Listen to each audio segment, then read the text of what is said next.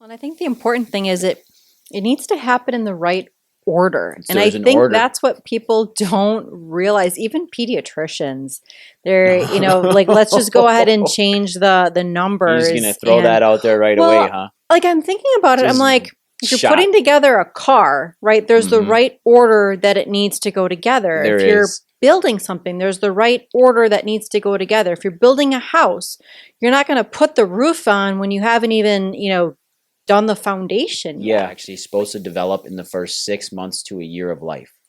And what's most crucial is that 0 to 6 month period, and then the development from 6 months to 12 months, 12 months to 18 months, and then 18 months to 24 months. There is 2 years of development that is hyper critical to your child's well being and how they turn out as an adolescent and an adult.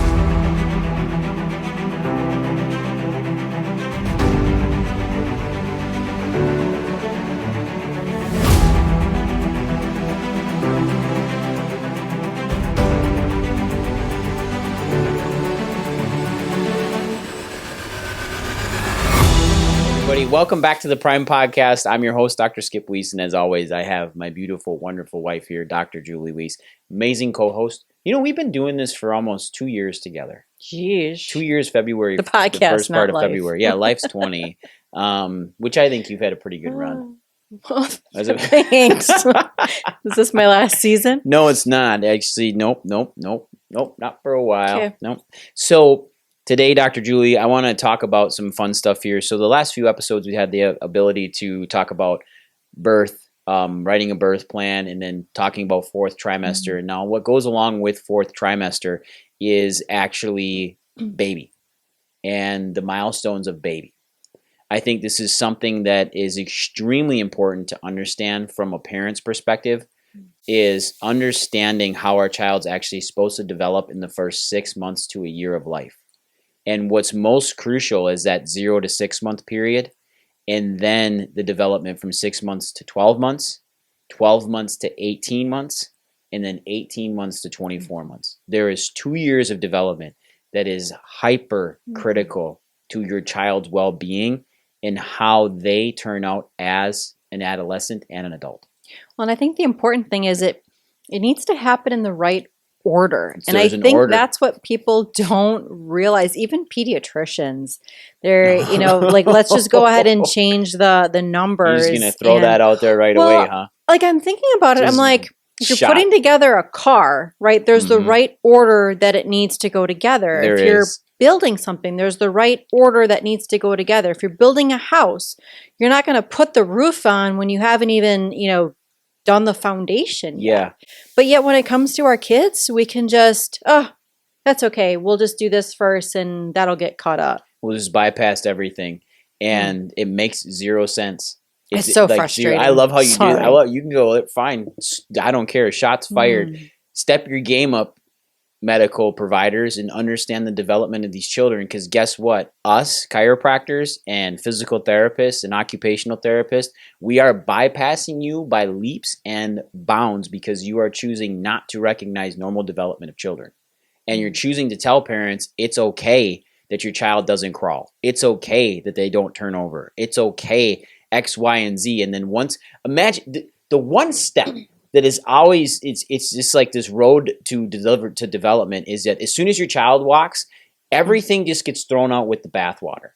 Everything. They're just like, oh, he's walking now. He will develop perfectly fine. Well, what happened? What were the linear steps that needed to happen in order for that child to develop normally and actually walk at the right rate? If a child is fully talking sentences and not walking, there is a major issue going on where motor we didn't develop in the right pattern. Well, and this is like, it's a computer program, right? Yep. So if we back up, like our brain controls every nook and cranny of us. And our brains can short circuit, just like a computer. Your cell phones can short circuits. And so sometimes it throws an error code. Well, we need to start listening to those things. But if one of those things happens before the other, we have to go back and figure out what that trigger was, and we need to undo it. Right. And so when that's happening, it's like, and I don't joke, like it comes across that I'm joking, well, push the kid down. That's the things that need to happen because we have to get that pre-program before we can be able to move on. And I think that's why like the school systems are struggling so much, because these children are just being pushed through, and well, they'll grow into it or they'll grow out of it. And unfortunately, because nobody talks about it, or we've normalized these things, that's why there's such a struggle with learning issues. Well, it is. So let's talk about that foundation now. I mean, me and you can get super passionate and just go off on a lot of things, which we do in private and with our patients, because I don't agree with the standard that's being put out by the AAP.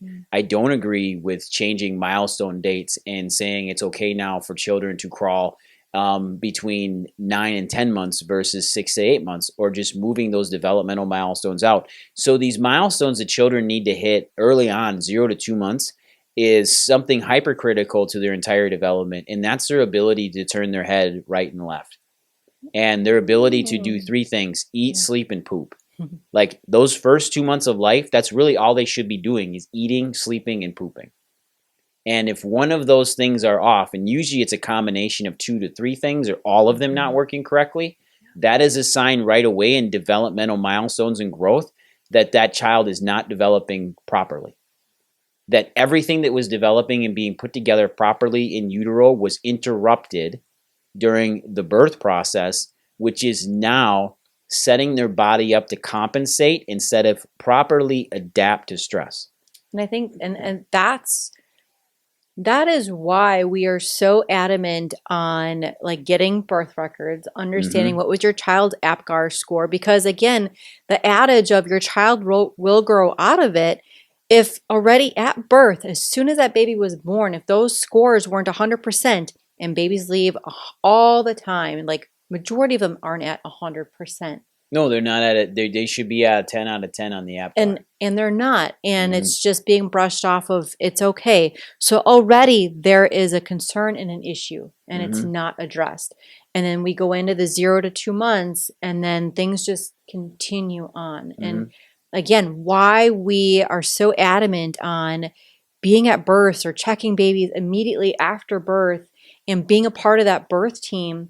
Because again, we need to check these things. We need to address them as soon as possible so they don't grow into the bigger things. So this Apgar score is something that's very rarely brought up to parents, especially at birth. It's a scoring system used to check early development in a child in their first 1 in 5 minutes of life.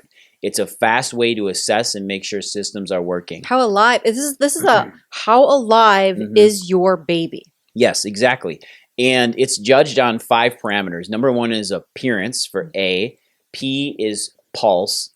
And then there is G for growth or grimace. R for respirations. And then A for appearance. And appearance is color. How do they look? Are they pink? Are they blue? Are they yellow? Like, what color are they? They should be pink. If they're blue or yellow, they're going to lose it in appearance right away. And there's 5 parameters, and there's 2 points per parameter. And it's at 1 minute and 5 minutes. Appearance is a big deal. What do they look like when they come out? Are they pink? Great. Are they yellow? Not so good. Are they blue? Gray. Not a good thing at all. Now we're losing oxygen. Now we might have went hypoxic. Like, these are important things to understand. And then they'll judge it again at 5 minutes as these systems start coming online, as these chemoreceptors in your baby's face start hitting air. They start breathing. Their heart rate changes. It's their first time. Skin to skin. Yep, skin to skin. It's their first time out of an aquatic environment. Like, there's a lot going on. Appearance is a big one. Growth and grimace is another one. Are they agitated? Are they a little pissed off?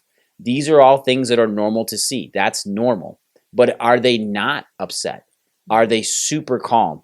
Are they flaccid? Have they lost tone? This is all part of that grimace and growth thing. This is not okay. Are they missing toes, fingers? Do they not have the right size to their body, their muscle structure? These are all parts of growth. Respirations. Are they breathing properly? Are they actually cycling through air like they're supposed to? And then, of course, pulse is another one. What is their heart rate like? Have they had rapid accelerations and decelerations while they were being birthed and now post-birth? Did they actually have to have a respirator or oxygen put on their face for a little bit? These are all parts of their Apgar score. And 10 is normal. 10 is not perfect. 10 is normal. Anything under 10 is not normal. Typically, what you will see is a child will score either an 8 and a 9, and then they will score a 9 or a 10. If they don't score 10s perfect, like 10 normal, that means there is something inhibiting their growth and development. The livelihood of your child. And I think that's where, like, it's Apgar. It sounds very medical.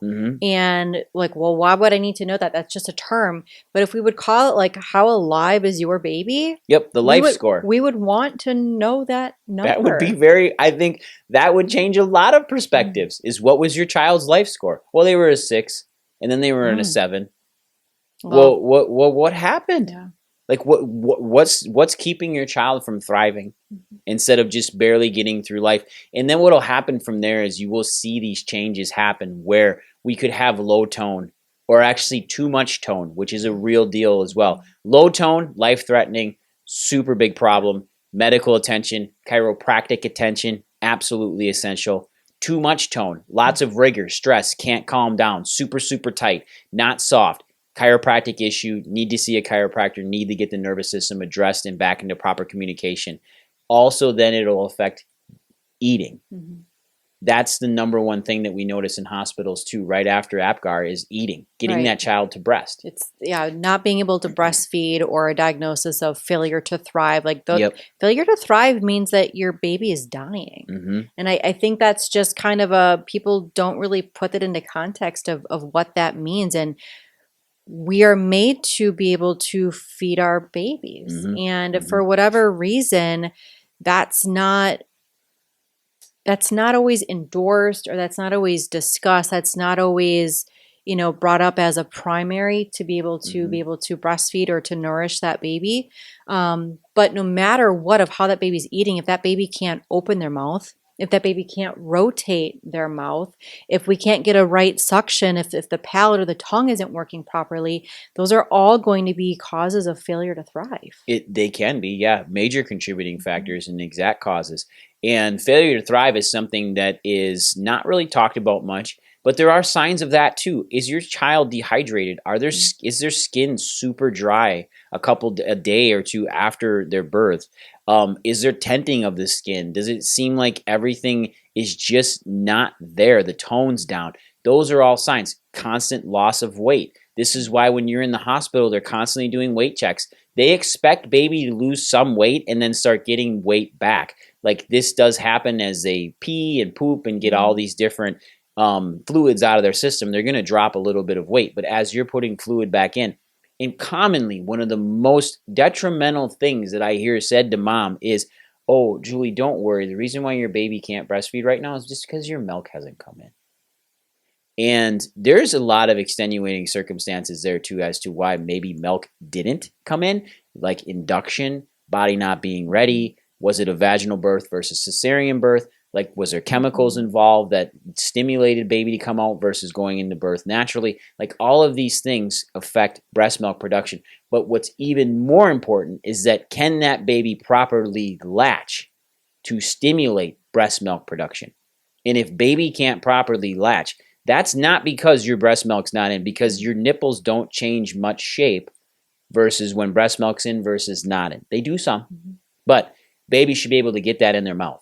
And when they can't, now we're not getting proper saliva transfer. Now we're not getting proper signaling from breast tissue to brain and back down for prolactin response, oxytocin release, all of these things that play into birth and play into proper nutrition and feeding for baby. Super big red flags. Well, and I think it's important to note this isn't something that baby just comes out and baby has to learn how to breastfeed. Baby's been doing this in utero, and I think that's some of like the magical things that we've actually seen of babies, sucking their thumb in utero. So they know how to do it. They have been programmed to be able to do that. And to be born and to all of a sudden lose that, well, then we know that there's neurological implications that's not allowing the baby to properly breastfeed. That's a chiropractic issue. Yep. That has everything to do with the baby's neurology and how the brain has been programmed. And so we need to have the repetition and the chiropractic to change that and give the right neurology to the baby so that we don't have failure to thrive, so that baby can adequately breastfeed or pull from the bottle, because even if it's bottle fed, that needs to be able to get the right suction. That tongue needs to properly work, because then again, if we don't get that foundation and we couldn't breastfeed, we had to do bottle feeding. If that's not fixed, then we come to the school years and we talk about speech issues or delayed speech, tongue, and learning deficits, orthodonture, and teeth. And it's a whole cascade. When there was the picture back to maybe the Apgar score or not being able to breastfeed, that was the insinuating thing that now has cascaded into bigger issues. Yeah, and guess what? It's the foundation of the house, and we're not just going to go through a roof on when we don't have a foundation. And that foundational concern is, what are they like right when they're out? And understanding, then getting to the right doctor that understands these reflexes. And your child is born with a set of reflexes it's literally a set of checks and balances. And it shows us again, are all the systems online? If you think about movies like Jurassic Park, when she's trying to get that pump primed to get the fences back on, and then once she gets the fences back on, that raptor's breathing down her neck, and she's got to go in and turn them all on and click all of these switches back on. Well, your baby's born with all of these switches. They should be on. And if they're not, and if we don't know how to check for them, there's 6 primitive reflexes that are absolutely vital for your child's development. I think the most infuriating thing is that pediatricians don't check these reflexes. They check them very nonchalantly. That's the issue. They don't check them all. No, they don't. And they don't. And what they'll say is like, so if your baby's root reflex should be strong. They have a root reflex right here by the sides of their mouth. And they have a latch reflex right here. And they have another latch reflex up here by their nose and top part of their lip. And these things should be strong because that's what gets them to feed. And if we touch the sides of their mouth and they don't come after your finger, they don't come over, they don't have control over this. If they can't do that and that reflex isn't there, that is a direct correlation to their inability to feed. And what that tells me is that somewhere along the lines of them being developed in you, and then when they came into this world, something interrupted that pattern of communication. And then the next thing is a suckle reflex with your finger in their mouth is, can they actually suckle and pull back? Do they push forward with their tongue? That's not okay either. Can they turn their head from left to right and right to left? Again, that comes back to breastfeeding. Do they have specific neurological reflexes that allow their arms to change when they turn their head? Can they grab onto things and hold? That's another reflex. It's not that they like you or love you. They need to be able to hold on to things. When they breastfeed, if you notice, or if they're bottle feeding, they'll bring their hands up and hold on to things. That's a reflex. That's a palmar grasp reflex. If that's not there, we have an in communication to the hand from the spinal cord. Same thing with Gallant's reflex. That's their side reflex. And then the last one is their little excitatory reflex, which is when babies are sleeping, the reason why we swaddle them is because when we go to put them down, it keeps them from going and shooting their hands out. That reflex is absolutely vital to their extension and going from this protective response to opening up, which stimulates digestion. I know we're getting a little bit neurological here, but you have to understand and advocate for your children. But I would say like the underlying factor here is, okay, the pediatrician maybe checks this. The report card that you're going to get back is, well, it's not there or it's missing. Well, don't worry. We'll check on it on the next checkup, which is maybe 3, 4, 5 months down the road. This is an urgency now. And the unfortunate aspect is they don't have the resources. Most times you're not getting an appropriate referral. That is what a certified pediatric chiropractor does. That is what we do. We're the best at. We understand the neurology, right? The recommendation would be, we'll send them to a pediatric neurologist. Well, that would be great. We need to retrain, but we don't need to go that severe of a step, right? It's simply well, here, let's check with the chiropractor. This is what they specialize in. This is what they do. And that's where we can get those switches turned on so that your baby can actually grow and thrive how they're supposed to. In the neurologist aspect of it, they can do very little unless there is an actual surgery going on, there's a tumor going on, or there's seizures going on. And even then with seizures, like they can medicate them, but why are they having them? Like, why is there a disrupt in this child's development? And why is it okay to just kick it down the curve and give it something instead of finding out the actual root cause of what's going on with our babies? And it's understanding this stuff. And as a parent, that's why this podcast is so incredibly important for you to listen to, but then share to other people so they know what they can do and how they can check their kids. Because right now, parents are fed up with how things are being handled with their children's healthcare. And they're seeing it. And they've seen it since COVID. That was a massive eye-opening for the entire public of the world. Was the flaws in all systems of healthcare. And it made them second guess a lot of things, which is great. It made them ask questions, which is wonderful. Which is what needs to happen. And they're sick and tired of just crap being thrown at their kids and not getting to the root cause of what's problem is. But again, if people don't understand that there's other options, right? That is what this podcast then can do, is to alert the community, alert your public, your friends, your family of other options, because we can't be the solution for everyone. That just wouldn't work. But we are on a mission to make sure that you at least have the information to be informed, to take the information, to look for more information and education and find the resources for you to be able to understand these things and find the right team that's going to support you in raising your family. Listen, this YouTube channel, this podcast itself, if you're listening to it in just your ears and not watching us on YouTube, this is streamed worldwide. This is all over the world. And if you're listening to this in different countries, different states than Wisconsin or the United States, comment below, reach out to us. Dr. Julie and I, we're on this mission to get to as many people as we possibly can. As many people as we possibly can. So all that we ask is that you share it and you like it. Please. Please. It helps us out so much. And we're on this mission to get to over 1,000 subscribers and get this thing as worldwide as we possibly can so we can raise better children and healthier children. I would love to have a comment of where are you actually viewing or listening from. Yeah, comment that below too. If you do that, we'll enter you in a drawing to win a gift card to Target at the end of each month here. And we will add this in, and guess what? You're going to have a great chance of winning. And as we start getting more and more subscribers, that Target gift card might just get bigger and bigger. And we would love that. So take care, everybody. Go out there, get it done. Have a great day. Bye, everyone.